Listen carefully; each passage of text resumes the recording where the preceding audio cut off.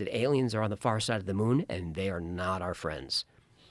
It's a very interesting story. Ingo Swann, very interesting cat. So what took these photographs?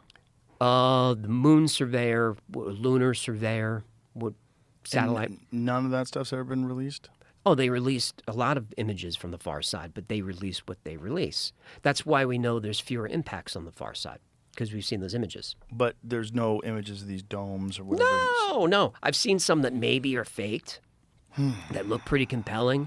I forget what episode I just showed them in, but when I found them, it was mind-blowing. And I can't find them again for some reason. Like I wanted them for another episode, and I can't find the photos, which is always suspicious to me. It's like suddenly the thing is blurry off of Malibu. It's like you just can't find the stuff. But my gut tells me something's going on up there. Someone's aware of it, and I'm dying to know what it is.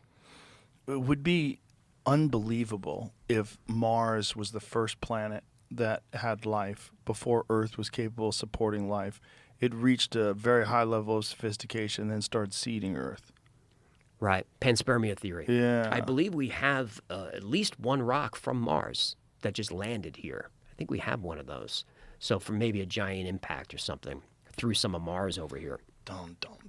But the idea, I think, is that their atmosphere was deteriorating, or that they were getting further and further from the sun. Their magnetic field was weakening, strips away the atmosphere.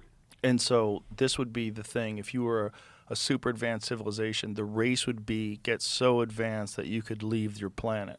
Yes. And that's the only way you're going to survive, because eventually your planet is going to move over millions of years further and further away from the sun, not able to inhabit life anymore.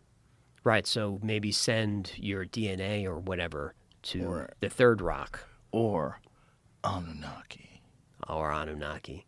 That's the good one. Yeah, they show up everywhere. That's the ultimate one. That is the big one. The Anunnaki's the big one. Yeah, that's a good one. That's one that makes you go, oh. Because it shows up everywhere. It shows up in the Bible. It shows up in the Mahabharata. It shows up in ancient Chinese literature. It shows up everywhere. Not always called the Anunnaki, but the Anunnaki, and then they have their servile species that could be the Nephilim, could be the giants, and then they take these primitive humans, give them just enough intelligence to mine the gold. It's part of the lore.